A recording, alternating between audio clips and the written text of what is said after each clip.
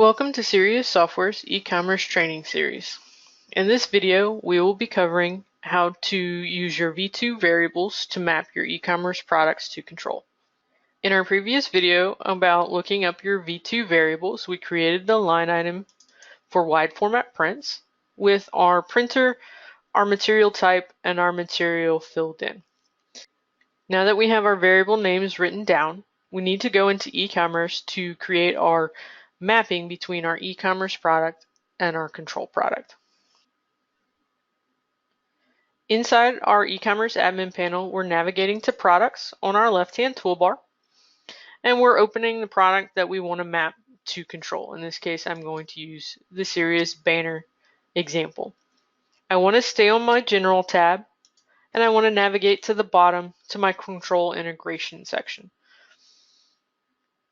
My website is not hooked up to an active V2 environment, so I do not have the same product listing that you might have inside of your system. But this would be a list of all your active products inside of Control. So instead of digital prints, you can choose wide format prints, or if you have a derived product that already has all your production information filled in, you can choose that derived product name here in the product dropdown. Traditionally, if you're using derived products, you'll not use the next step, the variable to set option. However, if you are not using derived products, this is where our variable names become very important. Our variable to set option is allowing us to send data to our control product once it's created inside of control. So in our case, we looked up three variables. We looked up our large format printers. We looked up our roll stock material type and our roll stock material as well. In order to set those mapping, I'm going to type in my variable name exactly the way it was entered inside of my variable grid. I'm going to put an equal sign, and then I am going to enter the value that I want it to be when it comes over to control. Our printer was HP latex. You could type it out if you feel comfortable. However, if you prefer, you can come inside of control and copy that option to your form. Then you will hit Shift and Enter to create a line break in order to create your second variable. Our second variable was roll stock underscore material type. We'll enter an equal sign, and our category was banner. So I can type that in, or again, I can go into control and I can copy and paste as well.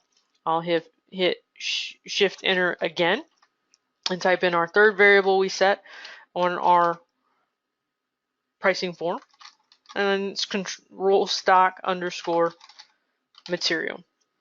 I will hit my equal sign. I'll go into control and I will copy my material. I will come on e-commerce and I will paste it into my option. Now it is okay if it goes into or kind of rolls over into the next line. It's really just the space that the box has that it can see about it. It will not create a line break that way. You have to hit Shift Enter in order to identify that a new variable is being set.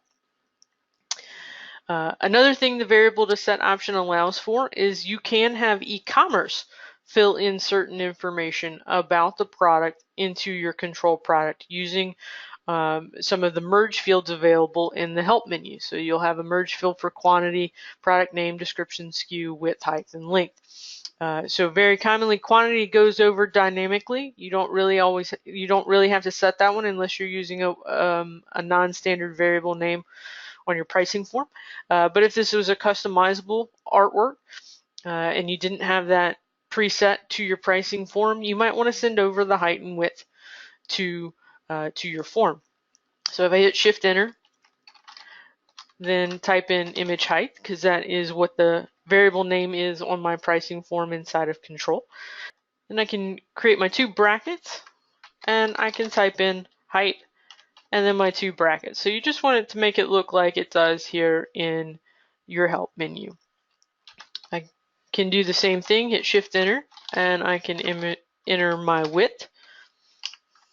So I create my two brackets, I enter width, and then I create my two brackets. Once I save my changes, you're ready to test this product on e-commerce. At this stage, you would normally turn on your integration, create your own account, create an order for this product, see how it goes into control, make sure everything maps the way you expect it to, and you weren't missing any variables that you felt like you needed to map.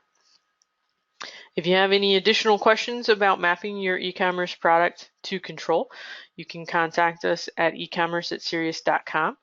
You can use your support request option here on your main menu, or you can join us on the e-commerce Q&A session. Thank you and have a great day.